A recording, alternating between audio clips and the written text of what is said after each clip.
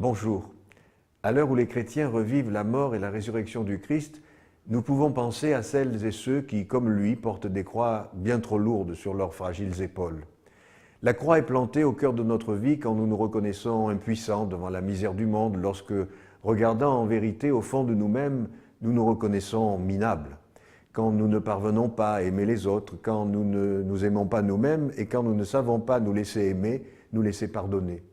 La croix est plantée au cœur de notre vie quand par lâcheté nous refusons de répondre à l'appel du Christ alors que nous l'avons clairement perçu. Elle est plantée aussi quand les choix de vie que nous faisons ne sont pas compris, admis par ceux que nous aimons. La croix est plantée au cœur de notre vie lorsque, face à la douleur des autres, nous ne trouvons pas les mots qui apaisent et consolent. Lorsque, confrontés à la mort, nous ne savons balbutier que quelques phrases toutes faites, vides d'espérance. Quand le doute nous envahit et que montent à nos lèvres des cris de révolte, lorsque nous tournant vers Dieu, nous lui adressons ces paroles « Mais si tu existes, comment peux-tu accepter toute cette souffrance ?» La croix est plantée au cœur de notre vie lorsque la désunion s'installe et que nous n'avons plus la force de prier l'Esprit qui fonde l'unité. Quand au plus profond de notre désespoir, comme le Christ, nous crions « Père, pourquoi m'as-tu abandonné ?» Combien pèse la croix sous laquelle le Christ est écrasé? Lui seul le sait. Parce que lui seul connaît le poids de la haine, du mensonge, de l'injustice, de l'égoïsme, de la jalousie, de l'intolérance, du désespoir et du doute. Souvent, je demande à Dieu de nous donner un peu de sa force pour traîner nos croix, celles de nos peurs, peur d'être seul, peur d'être malade, de vieillir, de mourir, peur d'être abandonné, rejeté, peur de ne pas réussir, peur de ne pas être reconnu, accepté, peur de ne plus être aimé.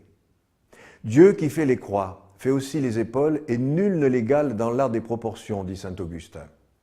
Chaque visiteur de la cathédrale de Chartres peut admirer le grand labyrinthe de la nef, tout proche de l'entrée. Et ce labyrinthe est un mystère. Et s'il s'agissait de l'image des chemins de notre vie, Dieu écrit droit avec des lignes courbes. Dans tout le labyrinthe, malgré la complexité de ses méandres, il y a toujours une entrée et une sortie. La naissance, la mort. Entre les deux, l'inconnu.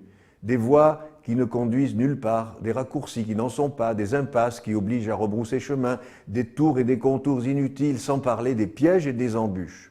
Un jour pourtant, on parvient à sortir de ce dédale et atteindre l'issue. Et c'est là que le but ultime de toute existence nous est révélé, enveloppé que nous sommes par la lumière qui éclaire et donne un sens à tout le chemin parcouru. Alors, quand dans notre vie se profile l'ombre de la croix, c'est aussi que pointe la lumière. Il n'y a pas d'ombre sans lumière, et celle qui dessine les contours de la croix est la lumière de la résurrection.